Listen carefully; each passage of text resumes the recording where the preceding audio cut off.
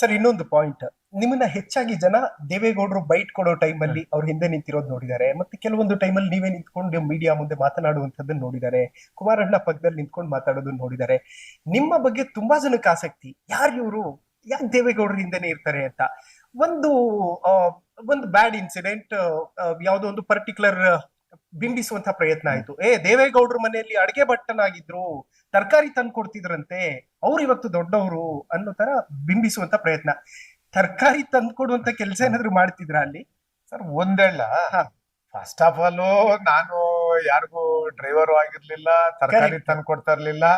ನಾನ್ ನಿಮ್ಗೆ ಫಸ್ಟ್ ಹೇಳ್ದೆ ನಾವು ಜಮೀನ್ದಾರರು ಅಂತ ಹೇಳಿ. ಆದ್ರೆ ಇದಕ್ಕೊಂದು ಹೇಳ್ತೀನಿ, ನಾನು ಬಹಳ ಸರಿ ನಾನು ವಿಧಾನ ಪರಿಷತ್ ಸದಸ್ಯ ಆದಾಗೂ ಕೆಲವೆಲ್ಲಾನು ಸೋಷಿಯಲ್ ಮೀಡಿಯಾದಲ್ಲಿ ಹಾಕಿದ್ರು. ಹೌದು, ಕಿಚನ್ ಕ್ಯಾಬಿನೆಟ್ ಅಂತ. ನೋಡ್ರಿ, ನಾವು ನಿಷ್ಠೆ ಇರ್ಬೇಕು, ನಿಜ. ಕರೆಕ್ಟ್. ಅವ್ರ ಮನೆಯಲ್ಲಿ ನಾವು ನಿಷ್ಠೆಯಿಂದ ಅವ್ರ ಮನೆ ಶೂ ಪಾಲಿಶ್ ಬೇಕಾದ್ರು ಹಾಕ್ತೀರಿ, ನಾನು ಹೇಳತಕ್ಕಂಥದ್ದು. ಈಗ ಎಲ್ಲಾರು ತರಕಾರಿ ಹಚ್ತಾ ಇದ್ರು, ಅಡಿಗೆ ಭಟ್ಟ. ನಾನು ಇನ್ನೊಬ್ರು ಮನೆ ಹಾಳು ಮಾಡೋ ಕೆಲಸ ಮಾಡಬಾರ್ದು. ಕರೆಕ್ಟ್. ಅಥವಾ ಇನ್ನೊಬ್ರು ಯಾರ್ದೋ ಜೋಬ್ಗೆ ಕೈ ಹಾಕೋದು ಇರ್ಬೋದು, ಅಥವಾ ಇನ್ನೊಂದೇನೋ ಅಲ್ಕ ಕೆಲಸ ಮಾಡಬಾರ್ದು. ಕರೆಕ್ಟ್. ಆದ್ರೆ ನ್ಯಾಯವಾಗಿ, ಧರ್ಮವಾಗಿ ಯಾರೇ ಒಬ್ಬರಿಗೆ ನಿಷ್ಠೆ, ಅವ್ರ ಮನೆ ನಾವ್ ಏನ್ ಬೇಕಾದ್ರೂ ತಿಳ್ಕೊಬಹುದು. ಈಗ ನಾನ್ ನಿಷ್ಠೆ ರೀ, ಈಗ ನಾನು ಖುಷಿ ಪಟ್ಟು ನಾನು ಅವ್ರ ಮನೆ ಯಾರೋ ಒಬ್ಬರಿಗೆ ದೇವೇಗೌಡರು ಶೂ ಪಾಲಿಶ್ ಹಾಕಿ ಕೊಟ್ಬಿಡ್ತೀರಿ, ಅದು ನನ್ನ ಇಷ್ಟೇ. ಕರೆಕ್ಟ್. ಅದನ್ನ ಯಾವನೋ ಅವ್ನ್ ಬೇಕಾದಂಗ್ ಮಾತಾಡ್ಕೊಂಡ್ರೆ, ಅವ್ನ ಖುಷಿಗೆ ಮಾತಾಡ್ಕೊಂಡ್ರೆ, ರಾಜಕಾರಣದಲ್ಲಿ ಜಲಸ್ಗೆ ಮಾತಾಡ್ತಕ್ಕಂಥದ್ದು, ಅದಕ್ಕೆ ಔಷಧಿ ಇಲ್ಲ. ಹೌದು. ಯಾಕಂತಂದ್ರೆ ನಮ್ಮ ನೇಚರ್ ಏನು ನೋಡ್ರಿ, ಇವತ್ತು ನನ್ ಸ್ಕೂಲು 150 ಕೋಟಿ ರೂಪಾಯಿ ಸ್ಕೂಲ್, ಒಂದೊಂದ್ ಸ್ಕೂಲ್, ಅರ್ಥ ಆಯ್ತಲ್ಲ? ಆ ರೀತಿ ಯಾಕೆಂತಂದ್ರೆ ಅಲ್ಲಲ್ಲ, ಅದಕ್ಕೆ ಬ್ರೇಕ್ ಬೀಳ್ಬೇಕು ಅನ್ನೋ ಕಾರಣಕ್ಕೆ ಕೇಳಿದೆ ಪ್ರಶ್ನೆ. ಸತ್ಯ, ನೀವ್ ಕೇಳಿದ್ ಒಳ್ಳೇದಾಯ್ತು. ನೀವ್ ಏನ್ ಕೇಳಿದ್ರು ನಾನು ಹೇಳ್ತೀನಿ. ಅದಕ್ಕೆ ಇವತ್ತೇನ್ ನಮ್ದು HMR ಗ್ರೂಪ್ ಆಫ್ ಇನ್ಸ್ಟಿಟ್ಯೂಷನ್ಸ್ ಇದೆಯಲ್ಲ, ಇವತ್ತು ನಮ್ದೊಂದು ಶಾಲೆ ಮಾರಿದ್ರೆ ಇವತ್ತು 150 ಕೋಟಿ ರೂಪಾಯಿ. ಗುಡ್, ಅರ್ಥ ಆಯ್ತಲ್ಲ? ಇವತ್ತು ನಮ್ಮ ಮನೆ ಇರ್ಬೋದು, ಈಗ ಇಲ್ಲೊಂದು ಶಾಪಿಂಗ್ ಕಾಂಪ್ಲೆಕ್ಸ್ ಕಟ್ಬೇಕು ಎನ್ನೂರ್ ಮೇನ್ ರೋಡ್ ಅಲ್ಲಿ, ಅದು ಏರ್ಪೋರ್ಟ್ ರೋಡ್. ಈಗ ಅದೊಂದು ಶಾಪಿಂಗ್ ಕಾಂಪ್ಲೆಕ್ಸ್ ಮಾಡಿದ್ರೆ ನನ್ಗೆ 1 ಕೋಟಿ ರೂಪಾಯಿ ಬಾಡಿಗೆ ಬರುತ್ತೆ. ಅವೆಲ್ಲ ನಮ್ ಸ್ವಂತ ಜಾಗಗಳು, ನಾವೇನು ಪರ್ಚೇಸ್ ಮಾಡಿರೋದಲ್ಲ. ನಮ್ ತಂದೆಯವರು 1952ರಲ್ಲಿ ನೀವು ಯಾರೋ ಹತ್ರ ಹೋಗಿ ಪರ್ಚೇಸ್ ಮಾಡಿರಲ್ಲ, ಪಬ್ಲಿಕ್ ಆಕ್ಷನ್ ಅಲ್ಲಿ ಪರ್ಚೇಸ್ ಮಾಡಿದ್ದಾರೆ. ಕರೆಕ್ಟ್. ನಮ್ ತಾತ, ನಮ್ ಗ್ರ್ಯಾಂಡ್ ಫಾದರ್, ಆ ಜಾಗ ನನ್ಗೆ ಇದೆ. ಅದು 1952ರಲ್ಲಿ ಪಬ್ಲಿಕ್ ಆಕ್ಷನ್ ಅಲ್ಲಿ ಪರ್ಚೇಸ್ ಮಾಡಿದ್ದಾರೆ. ಇವತ್ತು ಆ ಜಾಗ ಇವತ್ತು ನಾನು ರೆಂಟ್ ಕಟ್ಟಿದ್ರೆ 1 ಕೋಟಿ ಬರುತ್ತೆ. ಕರೆಕ್ಟ್. ಹೌದು. ಈ ತರ ನಾವು ಜಮೀನ್ದಾರರು.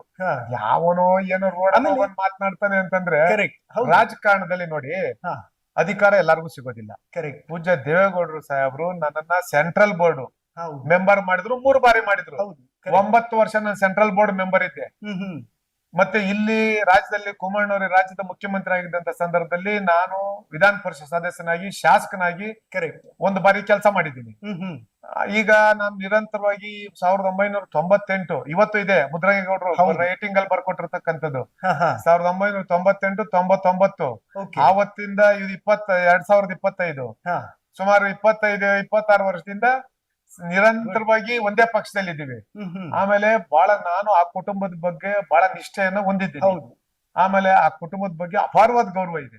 ನನಗೂ ಅಷ್ಟೇ, ನನ್ನ ಕುಟುಂಬದವ್ರಿಗೂ ಅಷ್ಟೇ, ಎಲ್ರಿಗೂ ಸಹ ಅಪಾರವಾದ ಗೌರವ ಇದೆ. ಈಗ ಎಣ್ಣೂರ್ ಬಂಡೆ ಹತ್ರ ಒಂದು 1965 ವರ್ಷದಿಂದ ನಮ್ ಮುತ್ತಾತ, ನಮ್ ತಾತ ಒಂದ್ ದೇವಸ್ಥಾನ ಕಟ್ಟಿದ್ರು. ಈಗ ಅದನ್ನ ಜೀರ್ಣೋದ್ಧಾರ ಮಾಡಿದಿರಿ. ಅದು ನಮ್ಮ ಸ್ವಂತ ಜಾಗ, ಸರ್ಕಾರಿ ಜಾಗ ಅಲ್ಲ. ಅದಕ್ಕೆ ಬರೀ 11 ದೇವಸ್ಥಾನ ಒಬ್ರೇ ಕಟ್ಟಬಾರದು ಅಂತ ಹೇಳಿ ಆ ದೇವಸ್ಥಾನ ಸುಮಾರು 4.5 ಕೋಟಿ ರೂಪಾಯಿ ದೇವಸ್ಥಾನ 11 ಜನರ ಹತ್ರ ಸಾಂಕೇತಿಕವಾಗಿ ನಾವು ತಗೊಂಡಿದೀವಿ. ಇನ್ನು ಮಿಕ್ಕಿದ ಹಣವನ್ನ ನಮ್ಮ ಕುಟುಂಬ ನಾವು ಅದನ್ನ ನಿರ್ವಹಣೆ ಮಾಡಿದೀವಿ. ನಾವು 5 ಜನ ಅಣ್ಣ ತಮ್ಮಂದ್ರು, ಮತ್ತೆ ಇನ್ನೊಬ್ರು ನಮ್ ಚಿಕ್ಕಪ್ಪ ನಂಜೇಗೌಡರು ಅಂತ ಹೇಳಿ ನಾವು ನಿರ್ವಹಣೆ ಮಾಡಿರ್ತಕ್ಕಂಥದ್ದು ನಮ್ ಸ್ವಂತ ಜಾಗದಲ್ಲಿ. ಬಟ್ ಅದ್ ಸಾರ್ವಜನಿಕರು ಬಂದು ಹೋಗ್ತಾರೆ ದಿನ. ಬಟ್ ಆ ದೇವಸ್ಥಾನವನ್ನ ಒಂದು 4-5 ತಿಂಗಳಾಯ್ತು ಇನಾಗ್ರೇಷನ್ ಆಗಿ. ಪೂಜ್ಯ ದೇವೇಗೌಡರು ಸಾಹೇಬ್ರು, ಕುಮಾರಣ್ಣವರು, ಒಂದ್ 20 ಜನ ಲೋಕಸಭಾ ಸದಸ್ಯರು, ಎಲ್ಲ ಸುಮಾರು ಒಂದು ಮಾಜಿ ಮಂತ್ರಿಗಳು, 20 ಜನ, ಎಲ್ರು ಈ ಹಾಲಿ ಇರತಕ್ಕಂತ ಈಗ KJ ಜಾರ್ಜ್ ಸಾಹೇಬ್ರು ಇರ್ಬೋದು, ಎಲ್ರು ಸಹ ಆ ದೇವಸ್ಥಾನದ ಇನಾಗ್ರೇಷನ್ ಕರೆದಿವಿ, ಎಲ್ಲ ಬಂದಿದ್ರು. ಇವತ್ತು ನಮ್ಮ ಮಾತಿಗೆ ಮನ್ನಣೆ ಕೊಟ್ಟು ಇಷ್ಟು ಜನ ಬರ್ತಾರೆ ಅಂತಂದ್ರೆ ಆ ಶಕ್ತಿ ಕೊಟ್ಟಿರ್ತಕ್ಕಂಥದ್ದು ಪೂಜ್ಯ ದೇವೇಗೌಡರು ಸಾಹೇಬ್ರ ಕುಟುಂಬ. ಹಾಗಾಗಿ ನನಗೆ ಆ ಕುಟುಂಬದ ಬಗ್ಗೆ ಅಪಾರವಾದ ಗೌರವ. ಅಪಾರವಾದ ಅಂತಂದ್ರೆ ಅದನ್ನ ಯಾವ ರೀತಿ ನಾನು ಕುಮಾರಣ್ಣನ ಬಗ್ಗೆ ಇರ್ಬೋದು, ಆ ಕುಟುಂಬದ ಬಗ್ಗೆ ಇರ್ಬೋದು, ಅಪಾರವಾದ Okay. ಗೌರವ. ಹ್ಮ್. ಒಂದ್ ತಿಳ್ಕೊಳ್ಳಿ, ಆ ಮನೆಯಲ್ಲಿ ಕೆಲಸ ಯಾರಾದ್ರೂ ಮಾಡ್ತಾರಂದ್ರೆ ನಾವು ಅವ್ರಿಗೆ ಗೌರವ ಕೊಡ್ತೀರಿ. ಹಾ. ಇನ್ನ ಆ ಮನೆ ಕುಟುಂಬದ ಸದಸ್ಯರು ಅಂತ ನಾವ್ ಇನ್ ಯಾವ ರೀತಿ ಅವರು Respect. ಪೂಜ್ಯರ ಭಾವದಲ್ಲೇ ನಾವು ನೋಡ್ತೀರಿ. ಆಮೇಲೆ correct. ಹಾಗಾಗಿ ಹಾ. ಇಂತ ಯಾವನೋ ಮಾತಾಡ್ತಾರಲ್ಲ, Correct. ಅಂತ ಲೂಸ್ ಟಾಕ್ಸ್ ಮಾತಾಡೋರಿಗೆ ಹ್ಮ್. ಜೀವನದಲ್ಲಿ ನಾನ್ ತಿಳ್ಕೊಂಡಿರ್ತಕ್ಕಂಥದ್ದು, ನಾವು ಮಾಡಿರ್ತಕ್ಕಂಥ ಕೆಲಸ ಹಾ. ಉಳಿಯುತ್ತೆ. ಕರೆಕ್ಟ್. ಹೌದು. ಬರೀ ಸುಮ್ಗೆ ವೇಸ್ಟ್ ಆಗಿ ಏನೋ ಮಾತಾಡಿದ್ರೆ ಅದು ನಾವು ಮಾಡಿರ್ತಕ್ಕಂಥ ಕೆಲಸ ಅಷ್ಟೇ ಜನ ಗುರ್ತಿಸೋದು. ಕರೆಕ್ಟ್. ಸುಮ್ನೆ ಏನೋ ಬೂಟಾಟಿಕೆ ಮಾತನಾಡಿ ಇನ್ಯಾವನ್ ಬಗ್ಗೆನೋ ಅಗ್ರವಾಗಿ ಮಾತನಾಡಿದ್ರೆ ಅದು ಹೌದು. ಎಲ್ಲ ಅದಕ್ಕೇನ್ ಗೌರವ ಇಲ್ಲ ಅನ್ನೋದು ನನ್ನ ಭಾವನೆ. ಆಮೇಲೆ ಗುರುಗಳ ಸೇವೆ ಮಾಡ್ಬೇಕು ಅಂದ್ರೂ ಇಲ್ಲಿ ಬರ್ಸ್ಕೊಂಡ್ ಬಂದಿರ್ಬೇಕಲ್ಲ ಸರ್. ಆ ಅದೃಷ್ಟ ಇಲ್ಲ ಅಂತಂದ್ರೆ ಕಷ್ಟ. ಈಗ ನಮ್ಮ ಈ ಮನೆ ಹಾ. ಗುರು ಪ್ರವೇಶದಲ್ಲಿ ಹಾ. ಎಲ್ಲ ನಮ್ಮ ಏನು ಪರಮ ಪೂಜ್ಯರು, ಓಕೆ. ನಿರ್ಮಲಾನಂದ ಸ್ವಾಮೀಜಿ ಇರ್ಬೋದು, ನಂಜಾವಧೂತ ಸ್ವಾಮೀಜಿ ಇರ್ಬೋದು, ಓಕೆ. ಮತ್ತೆ ಚಂದ್ರಶೇಖರನಾಥ್ ಸ್ವಾಮೀಜಿ ಇರ್ಬೋದು, ಎಲ್ಲಾ ಮಠದ ಸ್ವಾಮಿಗಳು, ತುಮಕೂರು ಸ್ವಾಮಿಗಳು ಇರ್ಬೋದು, ಕರೆಕ್ಟ್. ಮತ್ತೆ ಪೂಜ್ಯ ದೇವೇಗೌಡರು ಸಾಹೇಬರು, ಕುಮಾರಣ್ಣ, ರೇವಣ್ಣ, ರಾಜ, ಇಡೀ ಕುಟುಂಬದ ಎಲ್ಲಾ ಸದಸ್ಯರು ಈ ಮನೆ ಗುರುಪ್ರವೇಶ ಆದಂತ ಸಂದರ್ಭದಲ್ಲಿ ಬೆಳಿಗ್ಗೆ ಸುಮಾರು 11-11:30 ಬಂದಂತವ್ರು ಸಾಯಂಕಾಲ 5:30 ತನಕ ಇದ್ರು. ಓ, ಅದು ಅವರು ನಮ್ಮ ಮೇಲೆ ಇಟ್ಟಿರ್ತಕ್ಕಂತ ಗೌರವ, ಪ್ರೀತಿ, ನಾವು ಅವ್ರ ಮೇಲೆ ಇಟ್ಟಿರ್ತಕ್ಕಂತ ವಿಶ್ವಾಸ. ಯಾವಾಗೂ ಯಾರ ಜೊತೆನೂ ಸುಮ್ನೆ ಯಾರಿಗೂ ಬರಲ್ಲ. ಹೌದು. ಯಾರ ಜೊತೆ ಉಳಿಬೇಕಾದ್ರೂ ನಮ್ಮ ನಡವಳಿಕೆನೂ ಸರಿ ಇರ್ಬೇಕಾಗ್ತದೆ. ಕರೆಕ್ಟ್. ಆಮೇಲೆ ರಾಜಕಾರಣದಲ್ಲಿ ಬಹಳ ಜನ ಬೆನ್ನು ಚೂರಿ ಹಾಕೋರೆ.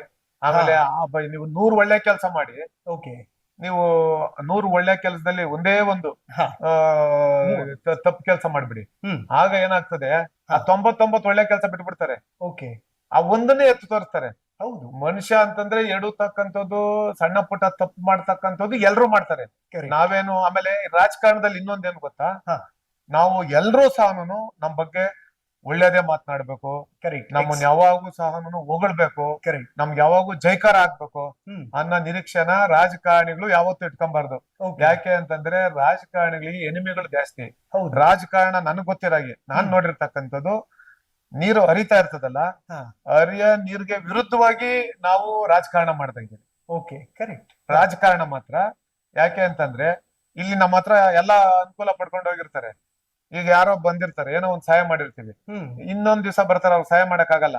ಆಗ ನಾವು ಮಾಡಿರ್ತಕ್ಕಂಥ ಎಲ್ಲಾ ಸಹಾಯನ ಮರಿತಾರೆ, ಮಾಡದೇ ಇರೋದಕ್ ಬೈತಾರೆ. ಹಾಗಾಗಿ ಏನು ಮಾಡಕ್ಕಾಗಲ್ಲ. ರಾಜಕಾರಣದಲ್ಲಿ ಒಳ್ಳೇದಕ್ಕಿಂತ ಕೆಟ್ಟದ್ ಬಯಸ್ತಕ್ಕಂಥವ್ರು ಜಾಸ್ತಿ, ಒಳ್ಳೇದ್ ಬಯಸ್ತಕ್ಕಂಥವ್ರು ಬಹಳ ಜನ ಕಡಿಮೆ.